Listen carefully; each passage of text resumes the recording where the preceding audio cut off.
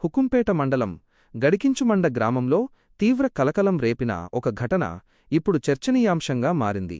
ఒక పక్క భారీ వర్షాలు కురుస్తుంటే మరోపక్క ఉపాధి హామీ పథకం ద్వారా ఎంతో కష్టపడి నిర్మించిన మట్టి రోడ్డుపైకి నిబంధనలకు విరుద్ధంగా భారీ లారీలను అనుమతించడంపై సర్వత్రా విమర్శలు వ్యక్తమవుతున్నాయి.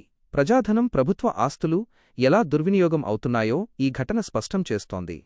ఈ వ్యవహారంపై మానవ హక్కుల సంఘం HRAJ ప్రెసిడెంట్ విజయ్ కుమార్ గారు తీవ్రంగా స్పందించారు.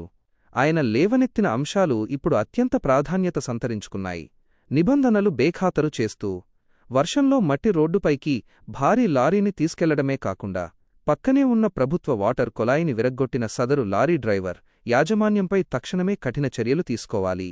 పాడైపోయిన రోడ్డును, విరిగిపోయిన కొలాయిని సదరు లారీ యాజమాన్యం ఖర్చులతోనే తక్షణమే పునరుద్ధరించేలా అధికారులు ఒత్తిడి తీసుకురావాల్సిన అవసరం ఎంతైనా ఉంది. అయితే ఈ ఘటనపై స్థానిక ప్రజాప్రతినిధులు, PISA కమిటీ పాత్రపై కూడా పలు ప్రశ్నలు తలెత్తుతున్నాయి. అసలు ఎవరి అనుమతితో ఆ భారీ లారీ శివాలయం వీధిరోడ్డులోకి ప్రవేశించిందో పంచాయతీ పెద్దలు నిలదీయాల్సి